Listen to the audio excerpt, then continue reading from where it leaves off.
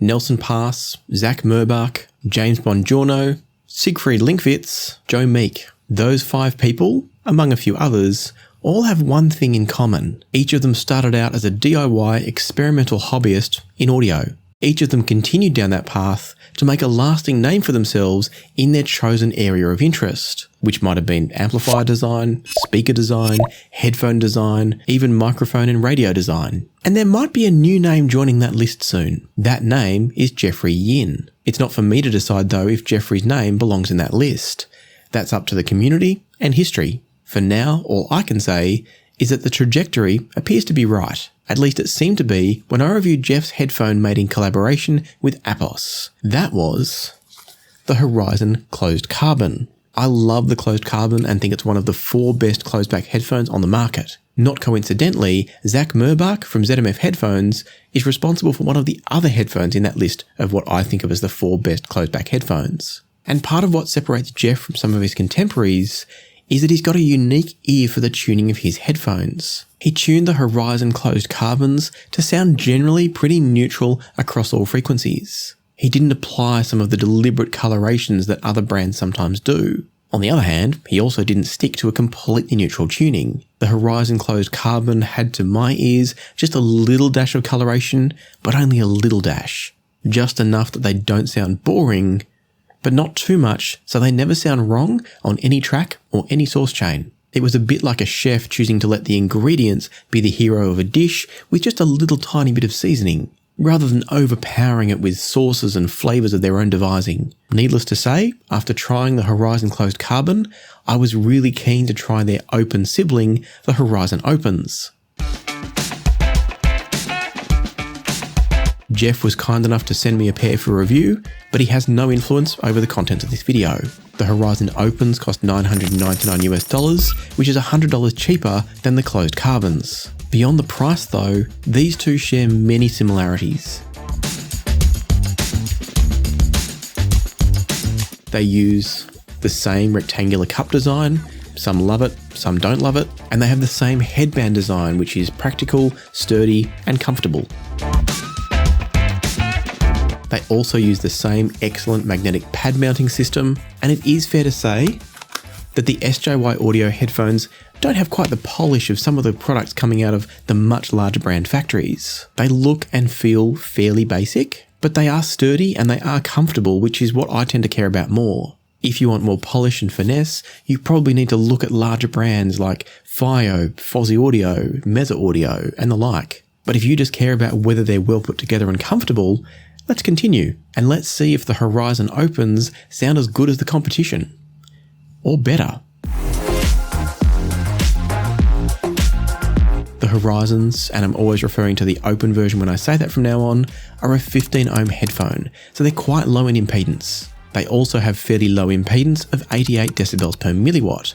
That's not Hyperman Susvara or Modhouse Tungsten low, but it is on the lower side of things. In other words, they're not super easy to drive, and you'll probably want a headphone amp with at least a couple of hundred milliwatts on hand at 15 ohms to drive the Horizons effectively. That's still not particularly high, but because of the low impedance of the Horizons, they might struggle with some USB-powered devices like dongles or USB-powered desktop DACs. The cable that you get with the Horizons to connect them up to your amplifier of choice is a solid one. It's fine, it's not special, but it's completely okay. You get dual 3.5mm entries into the headphones and a 4.4mm plug into the amplifier. The cable is supple, it's a good length, it's comfortable to wear, and it doesn't seem to be overly microphonic. However, if you prefer a different sort of cable for your headphone use, channel sponsor for this video, Deconi Audio, have just added some new options to their awesome ensemble lineup of cables. They also have lower prices on those cables now, and you can get an additional 10% off that I'll tell you about in just a moment. If you're not familiar with the ensemble cable range from Deconi Audio,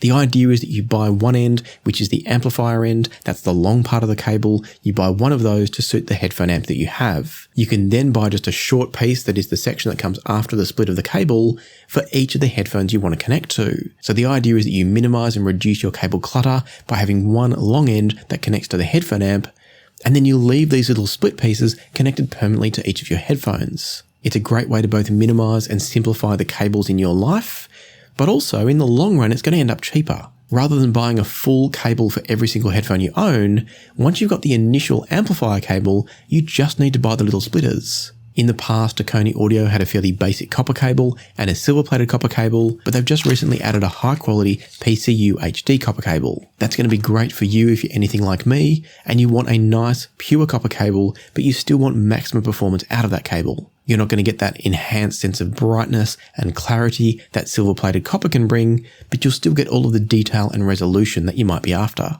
I've been using the PCU HD cable lately with my FiiO Utopias, and it's a wonderful match with those. And so if you want to simplify your cable life, just visit DaconyAudio.com and make sure you use the code PassionForSound10 at the checkout to get a 10% discount off anything you purchase there, whether it's the cables, the headphone pads, the earphone tips, or the headphone carry cases and similar accessories. For now though, let's get back to the Horizons. I mentioned earlier that the closed back versions of these had a fairly unique tuning. The open version does too, but it's very different from the closed version. The open back Horizons have less coloration in their sound than the closed Horizons do in some ways, but maybe more in others. And the reason that sounds a bit vague is because it all depends on your point of reference. The closed back version has a little bit of a lift in the lower bass and a little bit of a scoop in the upper bass. That results in a sound that has a slight emphasis towards the upper mid-range, and that's not uncommon as a tuning approach in the current market. The closed carbons are still a little bit different in some other ways, but that sense of upper mid-range emphasis is definitely something we hear quite a lot. The Horizon Opens are different there. The Opens have a fairly linear bass response all the way from the bottom to the top of the bass range, and then a bit of a dip between 1 kHz and 3 kHz. It makes for a richer, smoother sound, and the Horizon Opens are quite unimpressive as a result. On the other hand, it makes them a very easy headphone to enjoy because there's no strong emphasis in their tuning. If the Horizons were a speaker, they remind me of the Wharfdales I owned back in the early 2000s. I don't remember which model that was, but they were pretty affordable, and more importantly, and why the Horizons remind me of those speakers, they were very easy to enjoy. And at this point, you might think that I'm describing a pretty mediocre headphone and trying to find ways to be polite about it. Well, you'd be wrong, but I'm not going to put you out of your misery just yet. The soundstage from the Horizons isn't particularly large or expansive. I'd probably even describe them as being a little bit intimate in the scheme of open back headphones. But that's not to suggest that they're in any way claustrophobic or closed in. In the space available, and as in the overall soundstage space available, the sense of separation between sounds that you get from the Horizons is excellent. What it comes down to is that the Horizons don't throw the music out in front of you and around you so much as just wrapping it around you. It's not all jammed up inside your head or in your forehead. Instead, it wraps from one ear around the front and to the other ear. It's a little bit like an audio version of wearing a VR headset. Despite a pretty linear bass response, the bass is quite punchy from the Horizons. Vocals and mid-range sounds are fluid and smooth, but they're also surprisingly well defined. And I say surprising because often when we think about smooth and richer and warmer sounding headphones, we don't expect them to be particularly insightful, but the Horizons are. They show you lots of information and detail and clarity without pushing it at you. The same is true to me of their treble, which is crisp and clean, but is not what I'd describe as bright, airy, or enhanced in any way. These are a headphone that will likely make anything and everything that you can throw at them sound pretty good.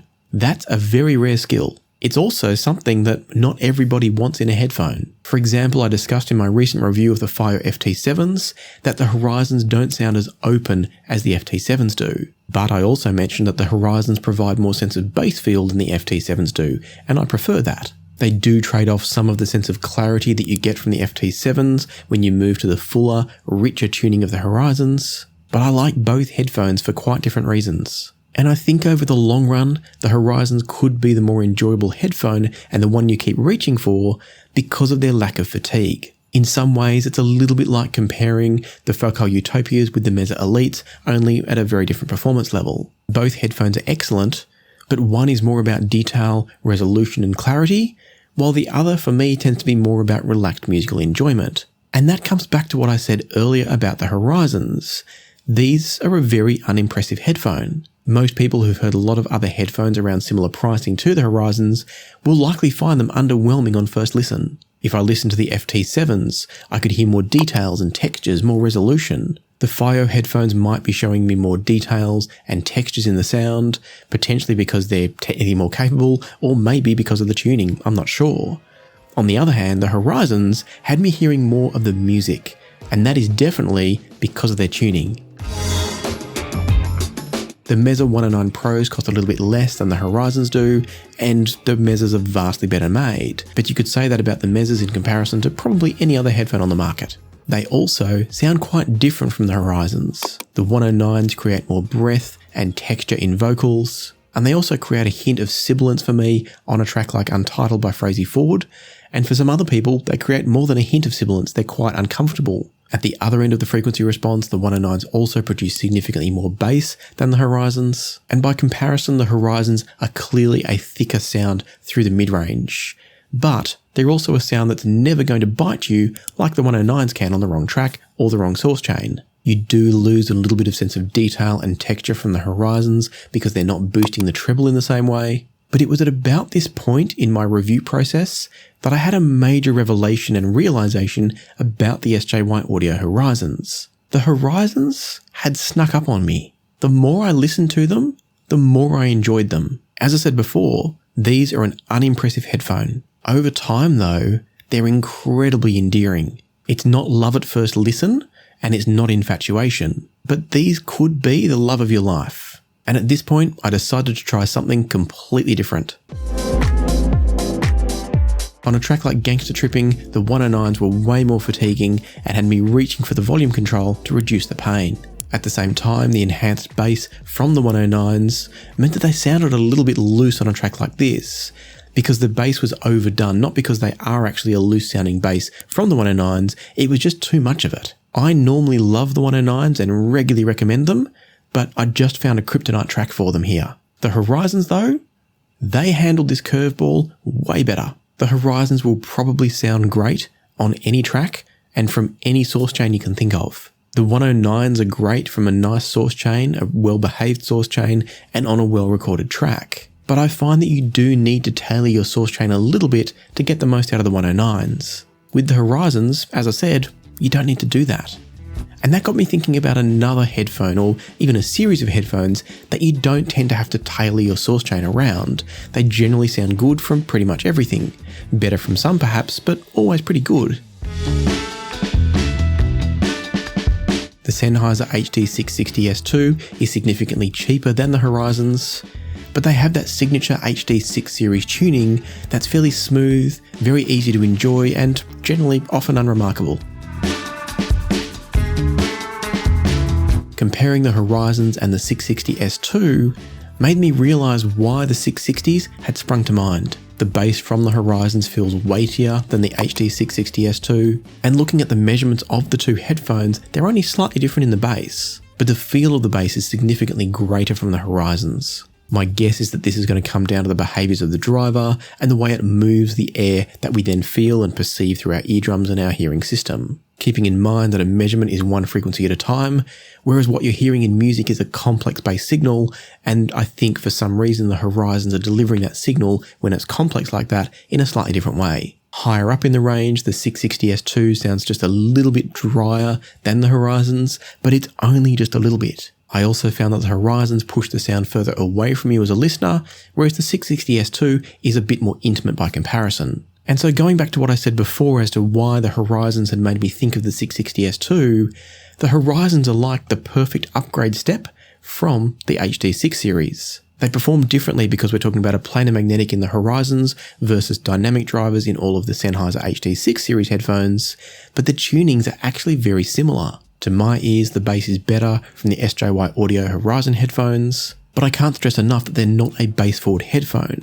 They deliver roughly the same amount of bass as the 660S2, but they deliver it with more sense of authority, foundation, and weight. On top of that, there's a greater sense of space and articulation in the sound at all frequencies from the SJY Audio Horizons, and that speaks to them being technically a more capable headphone than the Sennheisers are. But at the same time, the Horizons share the same abilities as I think the Sennheisers do, which is their ability just to get out of the way and let you focus on enjoying the music rather than focusing on the enhancements that this specific headphone brings to the sound. I began my time with the SJY Audio Horizons being satisfied with what I heard, but completely unimpressed. I've ended my time with the Horizons having a little bit of a crush on them. They're not as polished as some of the competition, but I doubt you'll care once you've got them on your head. And so if you want your next headphone crush and you like what I've described about how the Horizons present the sound, I've got a link through to SJY Audio in the description down below. It's not an affiliate link. I make no money from this recommendation. I just think they're a wonderful headphone. And also don't forget that if you need any pads, cables, ear tips or other accessories, you can go to DaconiAudio.com and use the code PassionForSound10 to get 10% off whatever you want to purchase there. And now if you want to know why I rate Jeff's other headphone, the Horizon Closed Carbon, as one of the 4 best closebacks on the market, then you're going to want to watch the video I've pinned here at the end for you. So check that one out next. But for now, a huge thanks to YouTube channel members, also to channel Patreon members, and of course to those of you who leave super thanks on videos like this one. And until next time, happy listening, be kind to each other, and I'll see you here again soon on Passion for Sound.